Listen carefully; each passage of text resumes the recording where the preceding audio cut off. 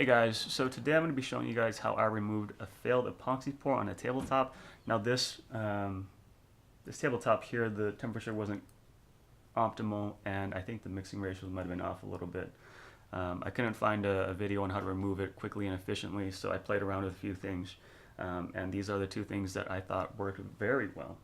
The first method I used was the router with a resurfacing sled. So, you just make multiple passes over the tabletop to clean off the epoxy, removing like a 1/16 of an inch. And then the second method I used was the scraper, acetone, and a little bit of heat to make it a little bit more pliable so you could get in there and just kind of scrape everything off. So yeah, let's get started. So you can see the surface isn't uniform, it's wrinkly, it's saggy, the epoxy hasn't cured properly. That's not what you want. This was a failed pour. It was a dozen failed pours. So that's what I'm going to do today. I'm going to show you guys how to remove this effortlessly and quickly. Alright, so let's go over what you'll need for this. Safety first, you want a good respirator to protect your lungs from the dust that's coming out from the router, planing it down, and then also to cut down on any of the smells and fumes from the acetone to make it a little bit more tolerable. You want a good set of safety glasses to protect your eyes from any splashes that may end up in your eye or any shavings that are flying out from the router. And then lastly, you do want a good pair of gloves when you're working with the acetone. Moving on to what you'll actually be using, a good flathead screwdriver just to open any cans, a razor blade so that you can score the surface of the epoxy so that the acetone can seep in. You want a good metal paint scraper. This is Home Depot 1.5-inch paint scraper. Then you'll want an acetone so that we can make the surface a little bit more pliable. And then the heat gun from Harbor Freight is going to be also making the epoxy a little bit more pliable so you can just kind of scrape everything off. Moving on to the router, what you'll need is a basic router. This is a very basic router. It's a 1.5 horsepower Porter cable fixed based router. You need to make sure that you have a collar, and then you need a bit that is long enough and thick enough to take off the amount of material that you would be doing. The collar is important because on the sled here, it needs to ride on the rail or on the edge here so that your router bit's not actually eating into this. So the collar runs along this to keep everything straight and everything smooth. These are the supports for the table that go under it, and then also we have the supports for the sled. So these will be on both sides of the table, and I'll show you guys how to do that in a second here. First, let's go through removing the epoxy with a scraper. Start by scoring the epoxy to help the acetone penetrate the surface. Next, you want to use the heat gun to warm up the surface of the epoxy. And once it's pliable enough to cut through with a paint scraper, you can start scraping the epoxy off. You want to focus the heat gun on where you're scraping and the direction you're scraping in. By keeping it heated and pliable, you're able to move through the epoxy quickly and smoothly. Just repeat until the epoxy is removed from the tabletop. If you're going to try this method, I'd suggest using just heat first. Acetone can have some gnarly effects on your body, and I'd hate for anything to happen to you.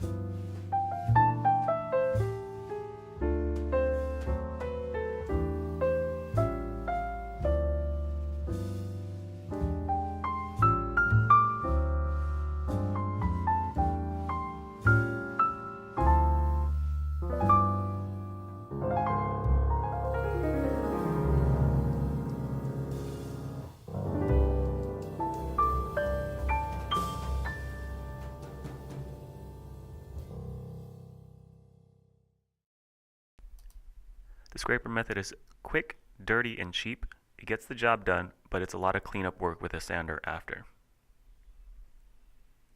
The router resurfacing sled method is a bit more involved and requires a little setup. Here you can see me setting up the sled rails, the table supports, and leveling the table.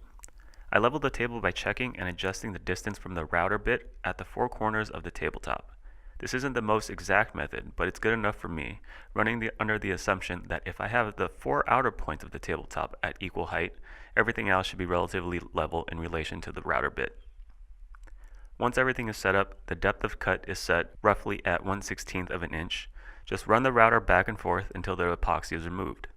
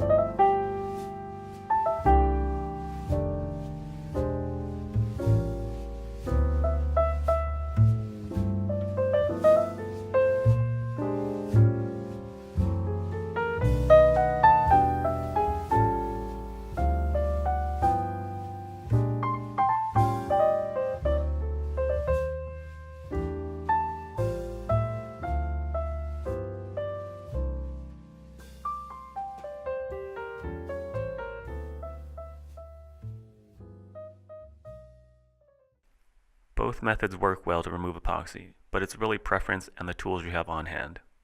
If you like this video, I'll be releasing new how-to/helpful hint videos every Wednesday.